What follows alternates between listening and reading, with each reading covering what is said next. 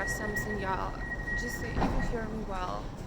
And like, I want just community and like people at all around the world stop using Christianity and modesty as and pretend to look hottest. Like you Christian influencers post such stuff, and like if it's about men, you gotta last or something. Like if a woman dresses all hidden and all black, you will still have eyes on her and say, "Oh wow, cool." And it's not admiring the beauty; it's lasting. Because I've got such an example. I don't want to hard to offend anybody, but it needs to be said, okay? When Jesus said, "If your eye or your hand leads you to sin, you should cut it off." It never said. It never said if something is tempting you. Because God certainly doesn't tempt. He may test you and put you to trials, but He never does that. And also, like, what about people who, I don't want to say that because it's so painful. What about kids? How do we dress our kids? How do we dress ourselves? Because even yesterday on the Prime Minister, I just said, like, we should dress, as it said, we should dress in like God's qualities, godly qualities, right?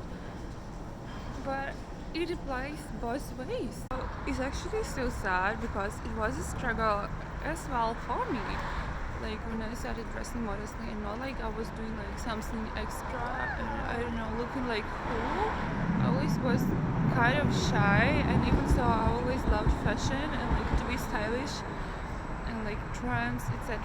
But I never used something that was like too much. So I didn't really had a lot to work on unless some side of things.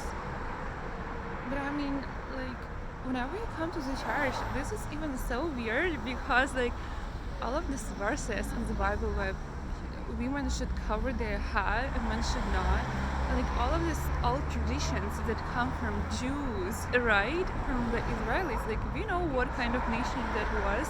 And I'm not being judgy or anything, but these are just proved facts by scientists who are studying this and who are also believers. Like, how come can you say that? Not to wear makeup, not to wear pants.